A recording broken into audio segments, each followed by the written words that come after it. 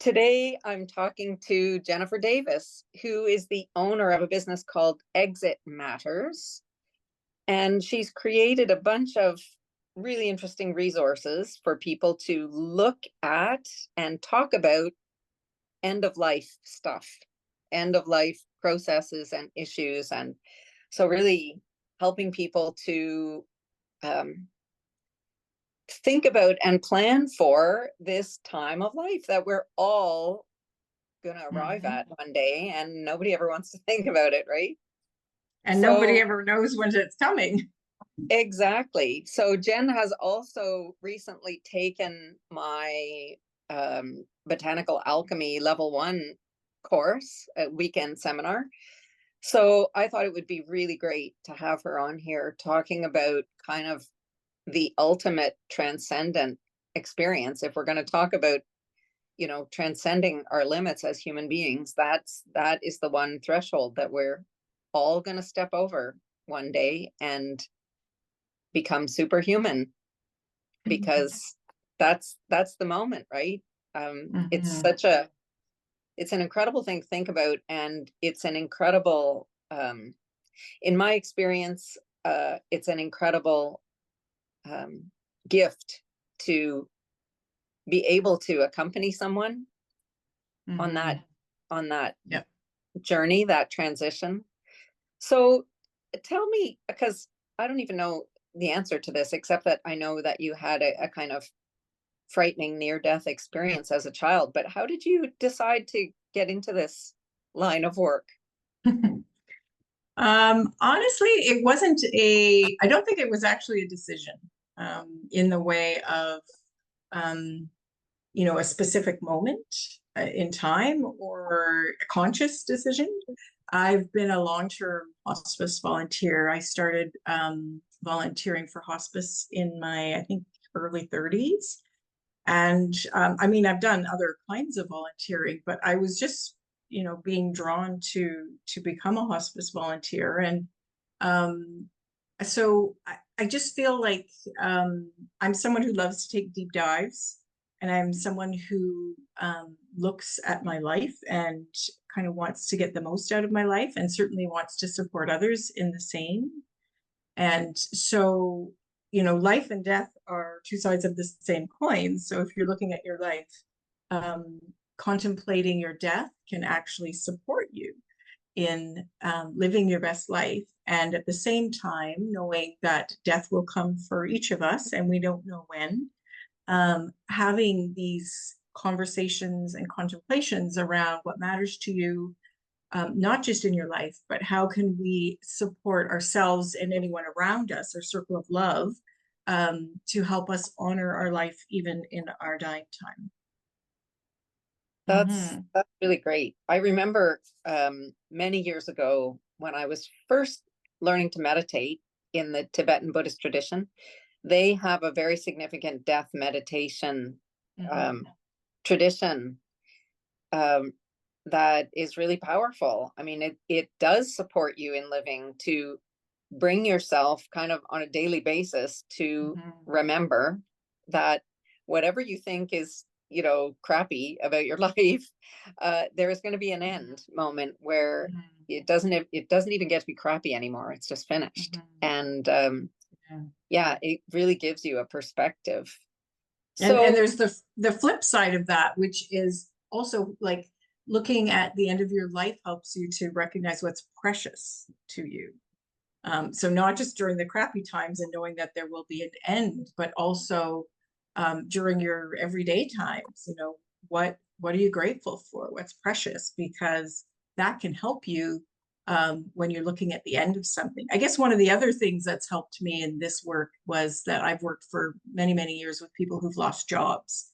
And similar in that sense of loss and mm, facing loss. And often when I would meet with people who had lost their job, you would go through that. Well, what did you love about your job? Or what don't you want to repeat in your job? And it comes down to values. And it comes down to, yeah, like those kernels, those I call them ingredients, kind of in the recipe of your life.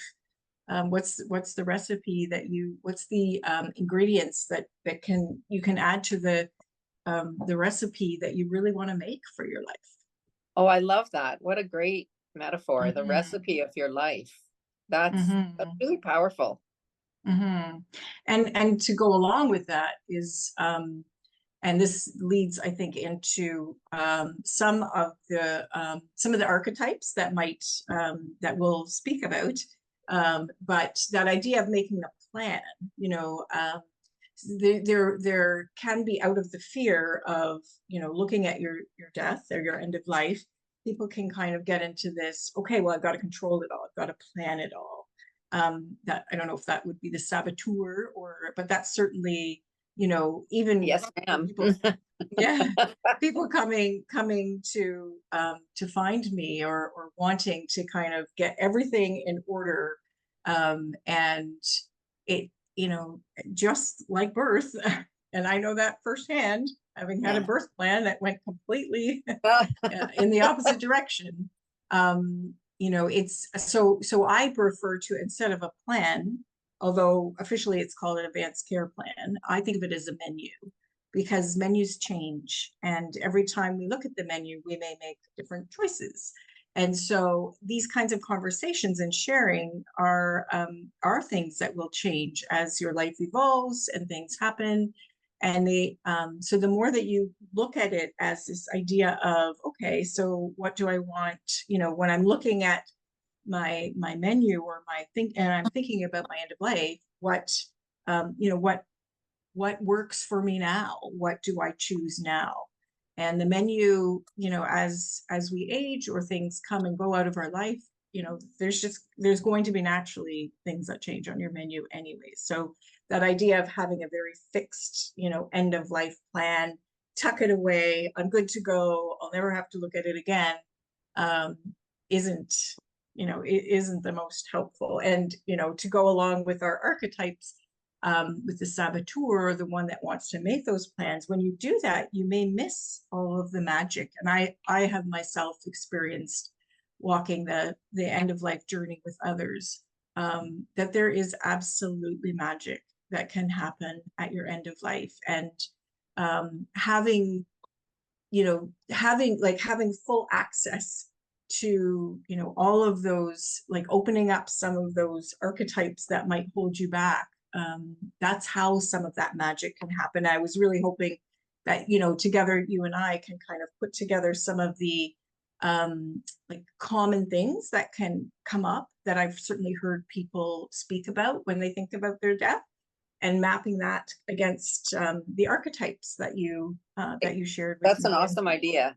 That's an mhm, awesome idea. So you just mentioned the saboteur, mhm, and how the saboteur can be missing the magic. And of course, the power version of the saboteur shadow archetype, the unconscious mhm, archetype that we're calling the saboteur, the powerful, fully aware version of that is the magician.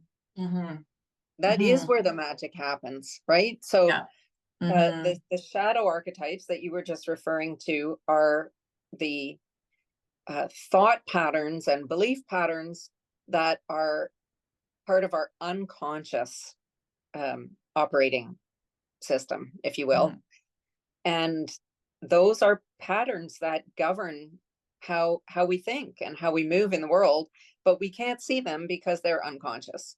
So mhm, we recognize them by the nature of the thoughts and beliefs that they um, kind of stir up in us.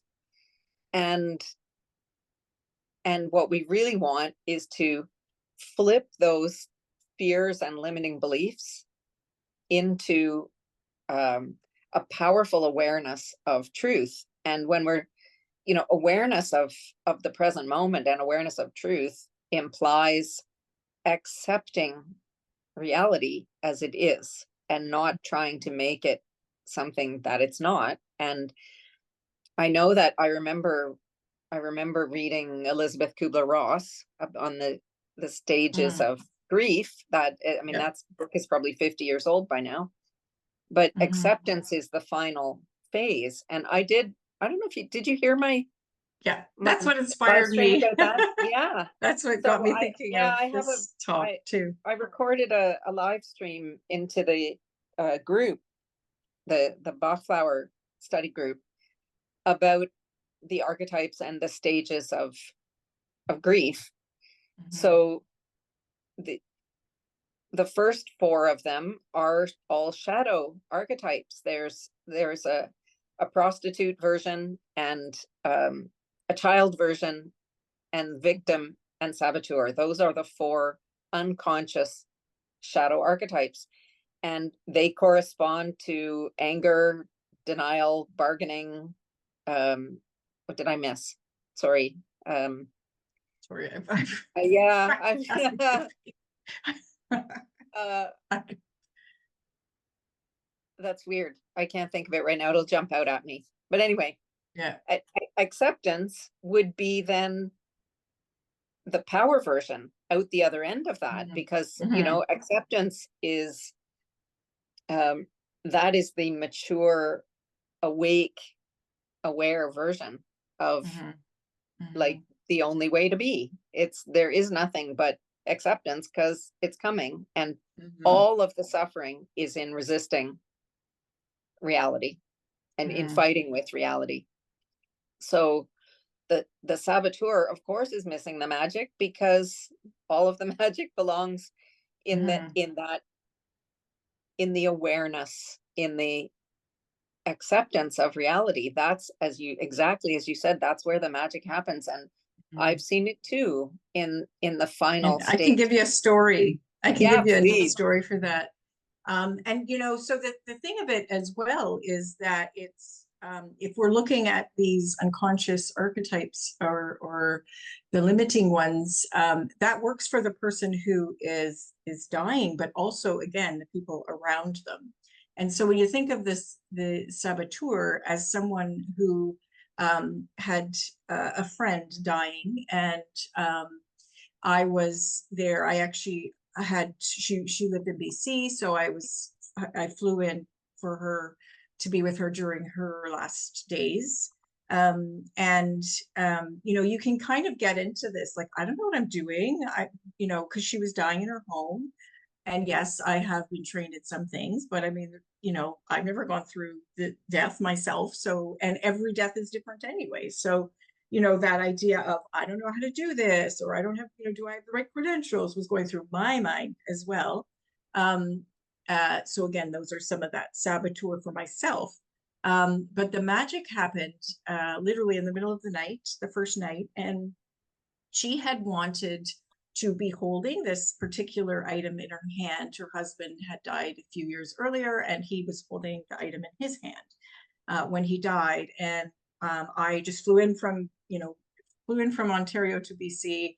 I did not know where the item was. I knew she wanted it, but no one knew where the item was. And so I'm laying in her bed the first night that I was there, and I heard something in the middle of the night. I could have sworn it was, someone calling my name, although she was not aware enough to do that. And so I got up to go to her. She was in another room, and it was quite cold. And although I had brought sweaters, I just had this instinct to go into her cupboard, and she had quite a few sweaters. And I started pulling out sweater. Oh, put it back, and then pull out another one. And I got to, I think it was the third sweater before my instinct was put the sweater on. And I put the sweater on, and I reached into the pocket, and there was the Oh, item. no So way. yeah, so I personally believe that the dying person and like my friend and myself were, kind of working together in a way. But if I had gotten stuck into that saboteur of, I don't know what I'm doing, or I should kind of get someone else to help me, or that kind of thing. Um, I probably wouldn't, or even questioning, why am I putting these sweaters on? But Right. when It you can doesn't have kind to of, make sense. yeah, and in the dying process, especially again for loved ones, I think, one of my missions is to really help family members or loved ones to reclaim being with their loved ones, while they're dying, and not to just outsource it, not to just send it Yeah. to, or expect, or not even expect, but not to trust yourself, or to get into the I don't know what I'm doing, and and so that your willingness to step into that, and obviously the person inviting you in as well, is really key. And if I mean, I'm not saying that magic can't happen in hospitals and institutions with medical people and Yeah. all of those, but that moment for me with my friend was so, um, it was so healing in a way, right? Uh, Because I thought, well, I am meant to be here, and I can help her, that's even though beautiful. I can't save her life, and I'm not there to save her life, but I can help ease something in her, during this process. And I believe as family members or loved ones, we can. Well, you just said something interesting about like saving her life, which is, um, it's such a concept that we have integrated, that somehow like continuing to live is always the thing. And this is so critical when we're talking about archetypes, right? Because as Yeah. I explained in the workshop that you attended, all the shadow archetypes, all your unconscious thoughts have to do with survival. Like Hmm. it is, Yeah. your unconscious is where your mind is um being accessed, let's say, by, I don't know if it's correct to say that it's, your animal part of your brain or your limbic system or whatever, right? Mm. But there is part of our brain which is very primitive, and it is only concerned with living and dying, which is a very animal way of experiencing life, right? You Hmm. either are or you aren't. And over the millennia, our frontal cortex has evolved, to have all of these complex thoughts and the ability to reason and, conceive of time, all of those things, which that animal part of our brain can now hijack all that thought process and make everything be about survival. And so, you know, there doesn't seem to be an easy road for us to understand when dying is an okay thing, like that it's okay. And in fact, it could be like way more than okay. We don't want to die before our time. We don't want to interrupt our storyline.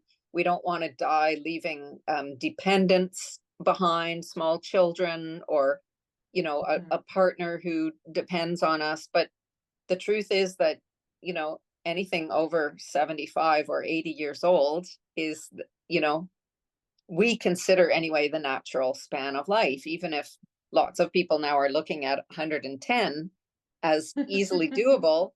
Hmm. um, that's only reasonable if you are still able to enjoy being in a physical body that works for you. Hmm. It would not be fun to live to 110, so that instead of 5 years in a nursing home, you could have 15 or 20 years in a nursing home. I mean, who wants to Yeah. hang out like that, Hmm. So I think Hmm. there's something, talk a little bit about the meaning of death, or how we approach death. Like, does it have to do with what we think about what comes after? I mean, I know, I certainly only know, I can only really speak to my own beliefs, although I know there are certainly many, different cultures, um, and religions, and that have their own stories and beliefs around death. Um, so, I mean, I personally believe there is something after our physical body dies. And for me, that is a great comfort. But I certainly have come across people who don't believe that. And in their dying time, there may be actually the relief of, well, at least I'm done, at least it's Yeah. over. So I think it's a great question to wrestle with for like each of us, because I think to some extent, whatever it is you believe, like to make peace with that belief. And that's one of the reasons that I really encourage people to think about and have these conversations, even before they're 75 or 85 or whatever. Yeah. Do it now, like have it now, because in that contemplation, you're actually speaking to your life. Just like, even, you think of releasing some of those unconscious archetypes now in your life. So the one that often you'll hear people who get a diagnosis specifically at a younger age, like, why me? So maybe Right. that's the victim. Absolutely. Why me? But if you look at all, like, death is, if death is endings, which I believe it is. I mean, you could look at it as a more extreme ending. I mean, some people will use the word transition, but there is something ending, right? There is something that will no longer be. And to start to accept that, or start to really go, okay, so that's good. There are endings that are happening all the time. And so if we can begin to move from that why me place, or to the I'm going to do it. I've got all the resources I need to do it, to live this life. Or again, back to people who lost their jobs. I myself lost a job, and I remember that was certainly one of the very first things, was kind of the why me. And also the I don't think I can handle this. How am I gonna, all those, like, how am I gonna deal with this? And that's all that victim, and it's being triggered by the contemplation of an ending. And so to live your life where things that come up surprise you or don't surprise you, if you're able to access a higher level of, okay, it's an ending, and instead of spending a lot of time going, why me, or why is this ending, it's like, but but it is the acceptance, it is. And how you think of, like, that recipe or the menu, like, what recipe can I create for my life Right. that Right. is going to be a delicacy, or something I can share with others, share with the world, instead of getting stuck in the, why do I have to make this meal, or why do I have Absolutely. to, that kind Well, of thing. that's it. That's it exactly. And so if we talk about the particular domains or the characteristics of the Mhm. victim warrior, because the warrior is the power version of the Mhm. victim, right? So Mhm. the concerns there would be the physical body and anything material, like stuff, like Mhm. money, like Yeah. your house and your car, the stuff of you, the various organs of your body maybe that are not working properly. Mhm. It would be about strength and endurance and forbearance. Those would all be victim warrior issues. Mhm. Um, and uh, for sure, like, that's the I can't handle this, or I won't be able to handle it. And I don't know what you think is going to happen when you can't handle it, like what, you're going to die from not being able to die. Like, this is where our minds Yeah. get, like, I won't Mhm. be able to handle it. Like, what, I won't do it properly. Like, Or family, like, right? it's, Family members who say, I won't be able to handle my loved one dying. well, and that's, so again, that's a right, like the family members are also Mhm. in a victim kind of state, Mhm. and not realizing that they are indulging in an illusion, right? Mhm. It's first of all, because everybody always does handle it in some Yeah. way.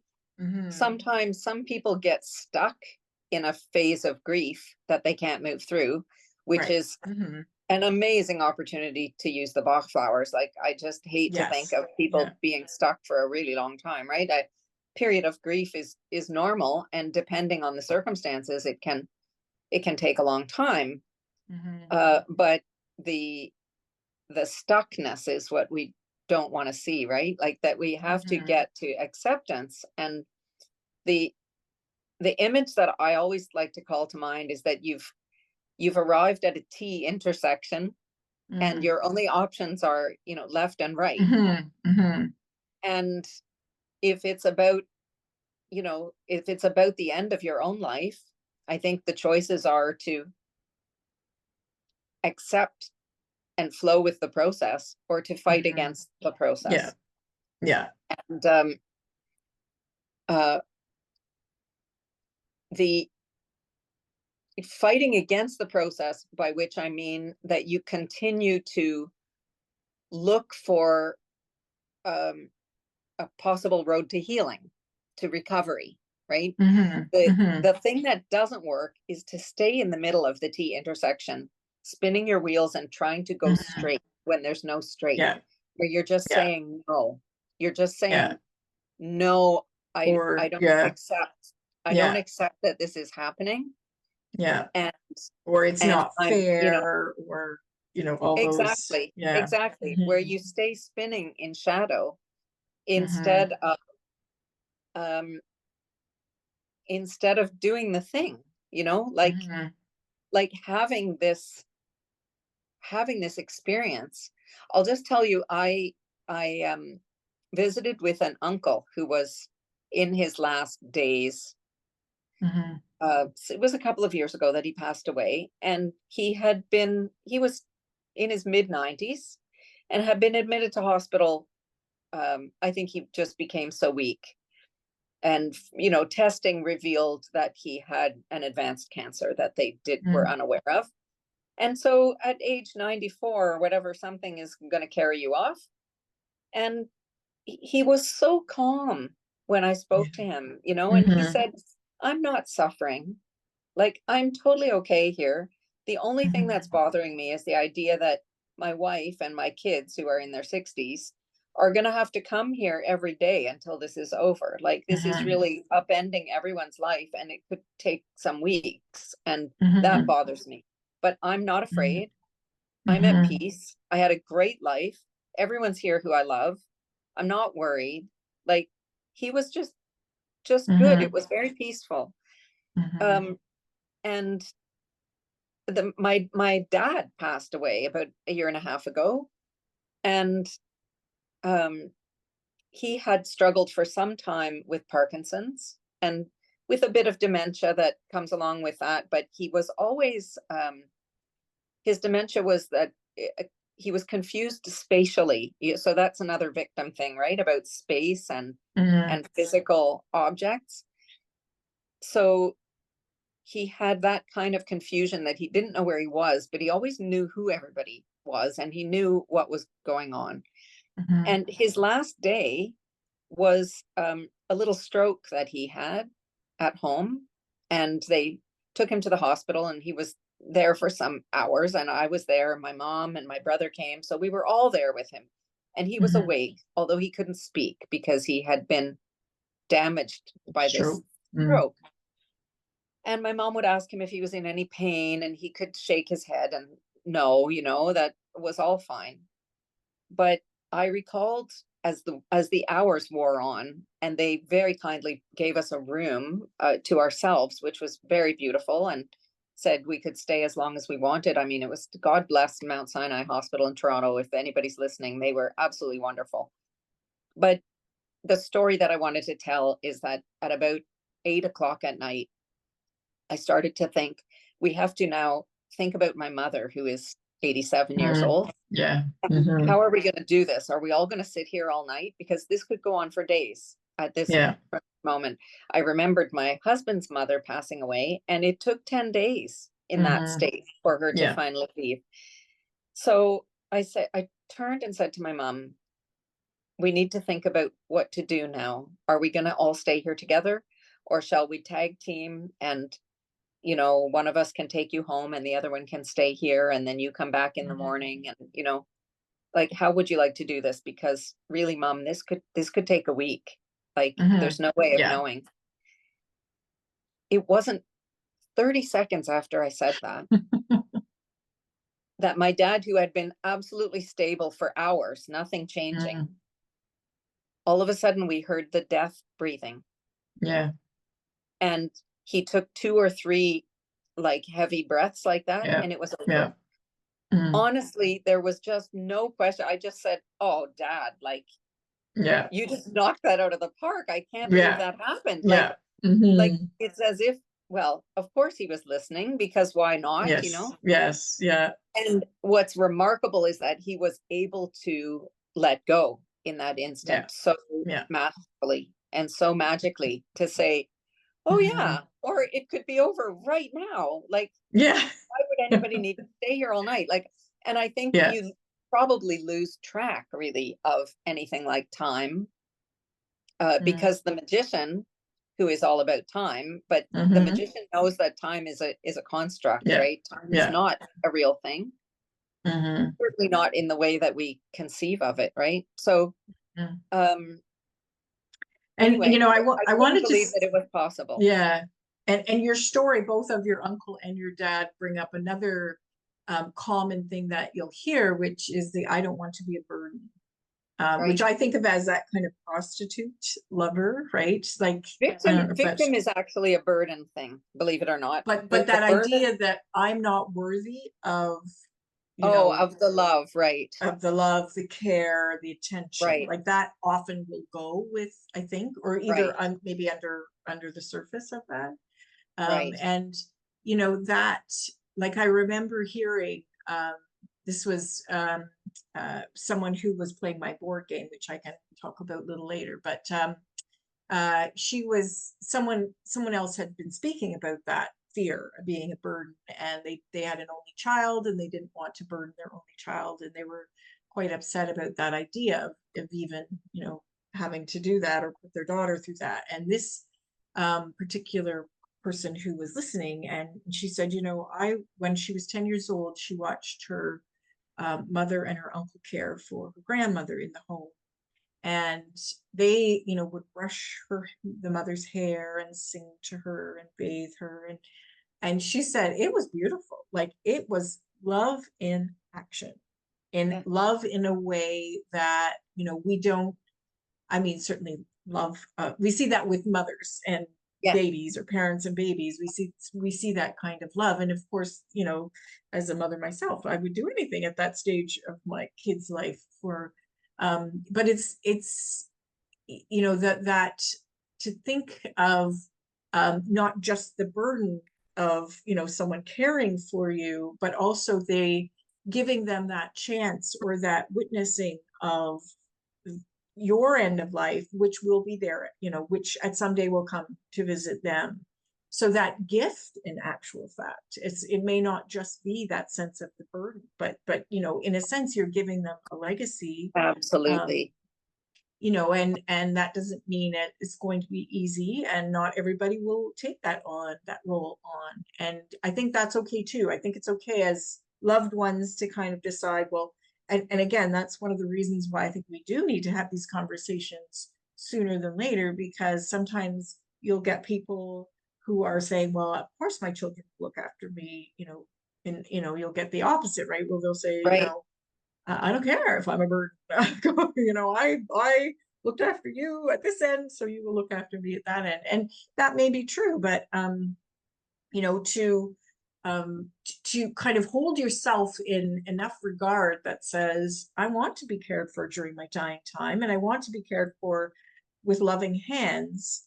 And at the same time, there's many ways to do that, and it doesn't just have to be, the ultimate is to love yourself enough to get the care, to ask for the care you need and the Yes. resources, and not just kind of assume that your loved ones will be doing that for you, or also then to exclude them from it and say, I don't want to be a burden, so don't worry about it.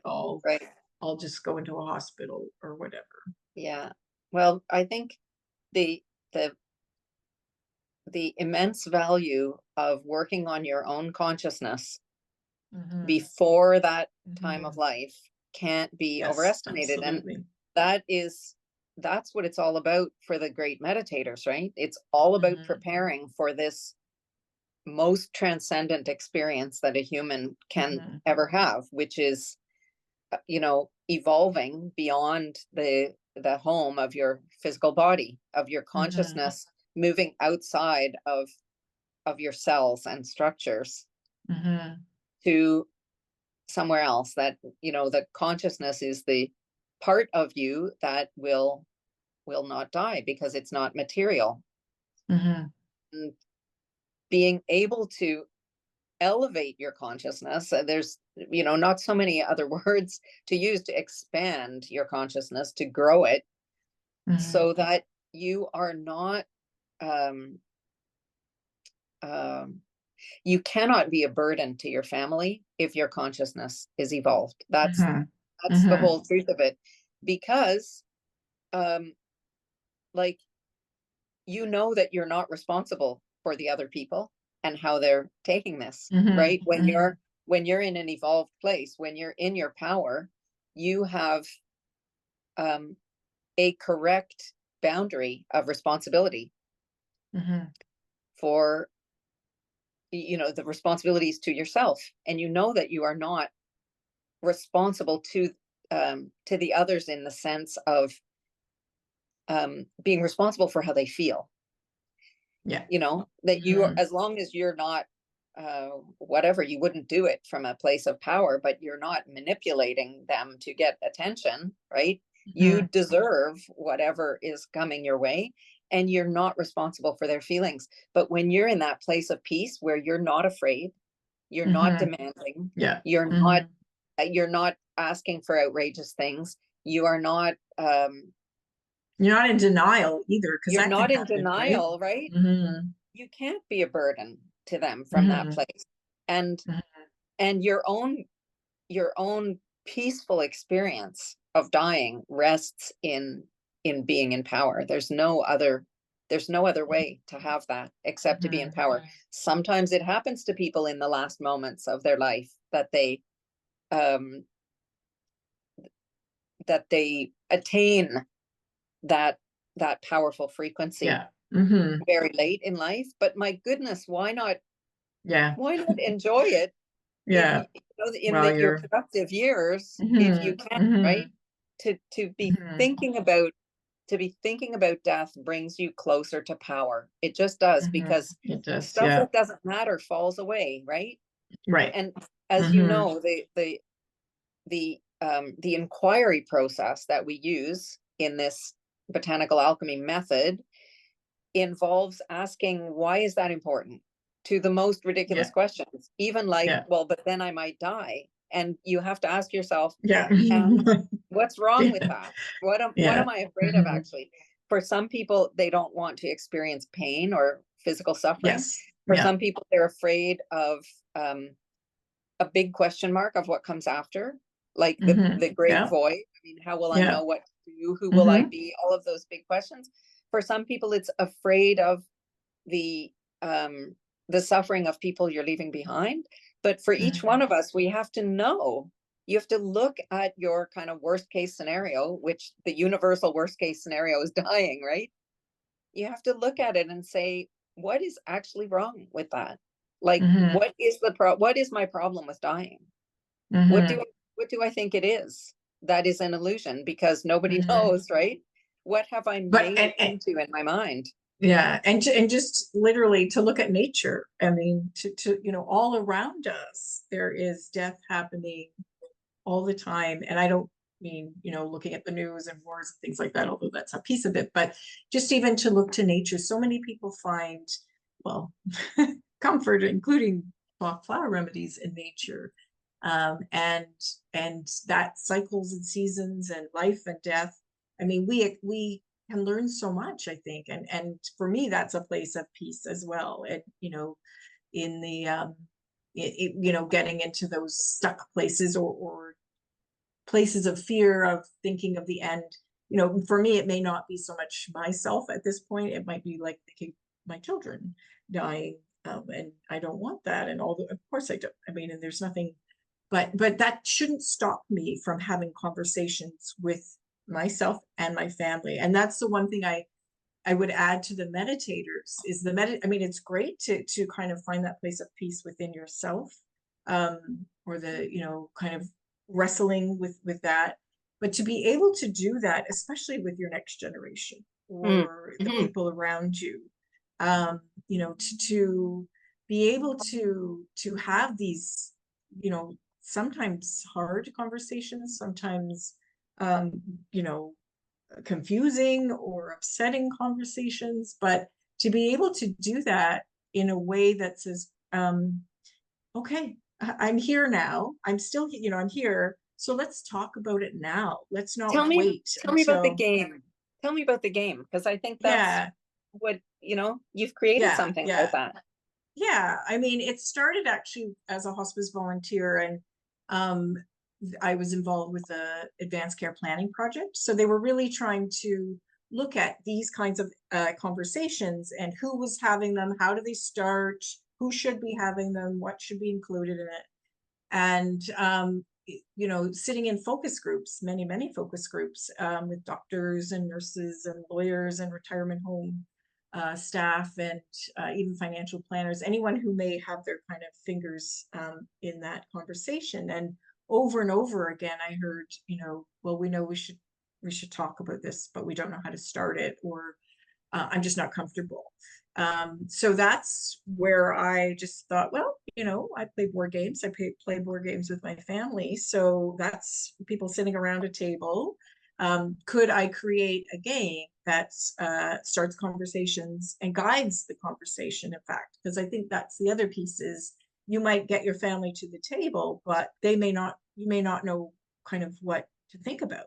I mean, we know, okay, do you have a will? And, who's your, power of attorney or a person who will look after you, power of attorney for personal care, say, or whatever, those are kind of, but that's just like very Oh basic yeah, basic questions, level. right? Very Yep. basic level questions. So then I created Exit Matters to I personally think of it as a fun way because it's an engaging way, anyways, to make, to contemplate, to discuss, to share, to think about, to hear each other's perspectives and stories and ideas, but also to have some guidance through the questions that you get asked. So it's kind of a traditional board game in the sense of you have a playing piece and a dice and you're rolling, and there's question prompts and you're writing. I call it, again, the menu, right? You're creating your menu of options that can then be something that you can sit down with, if your family members haven't played with you, because you can play with anybody, that you could sit down with them afterwards and share your menu and it's a living document, so it can be something that you continue to add and create different choices with. And so I now think I'm a lot of people would think that's morbid.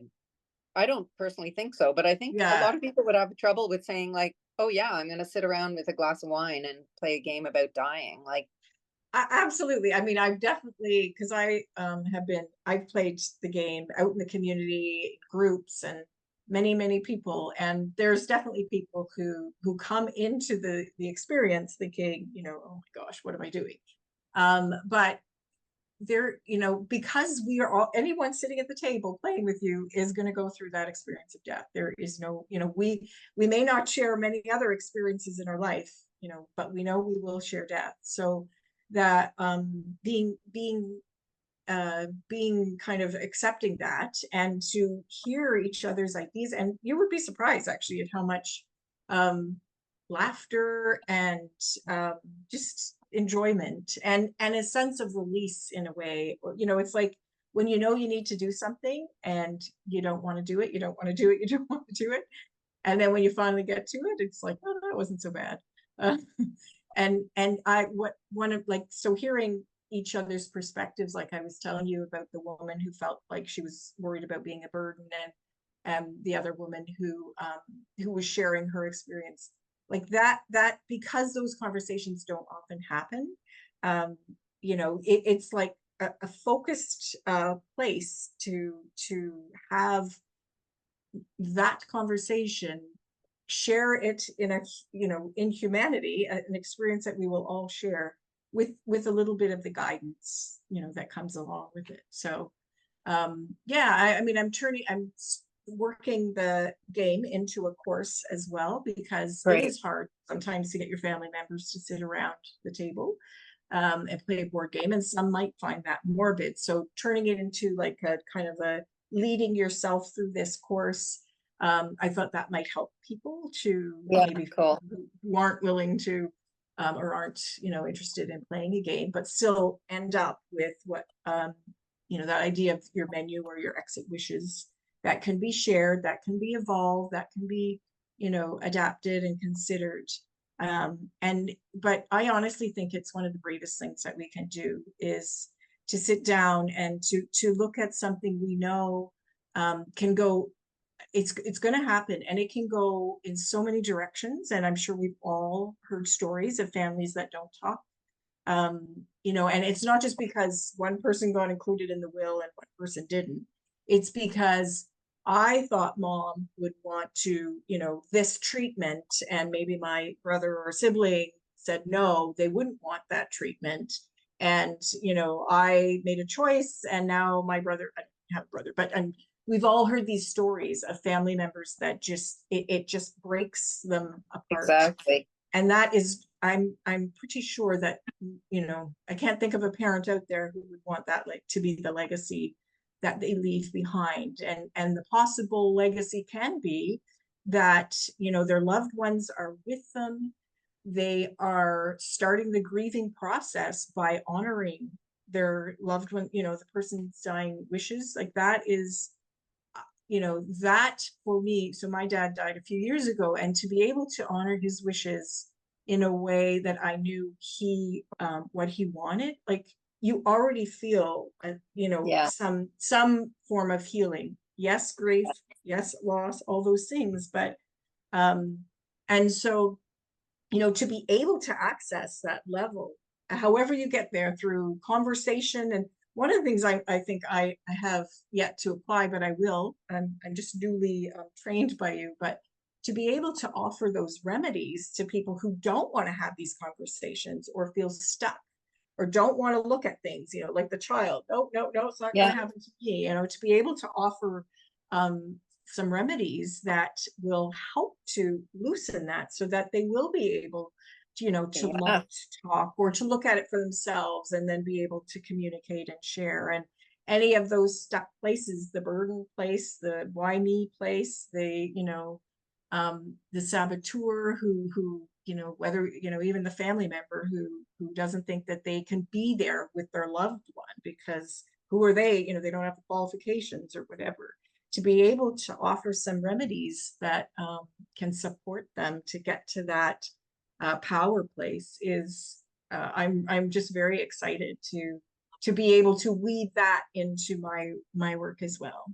Well, and I Thank you. can't tell you how gratifying it is to imagine this work moving into the field Mm, that you're in, being able to use these remedies from this point of view, you know, to help mm, people around the experience of dying, the experience of losing a mm, parent or a spouse, a sibling. Um, like, how amazing is that, you know, to make mm. that process go better? And just so tell people where they can access your game. How can they find it if they're interested in learning more? So I have a website, which is just exitmatters.com. Um, the Exit Matters game is a guided game. And part of that reason is because of things like the archetypes that people may not kind of be aware of. I don't want people to stay stuck in that you know, that level of consciousness, or you know, if they are saying, well, my mom won't, you know, play with me, you might need some encouragement to get your mom to play. So people can play with family members. I can do it online as well.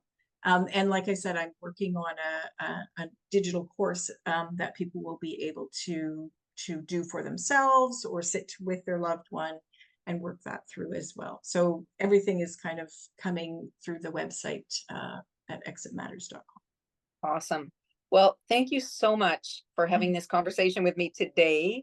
You're And welcome. yeah, it's a lot for people to think about, and I hope that they Mm-hmm. will. So Mm-hmm. thanks once again, Jen. You are welcome.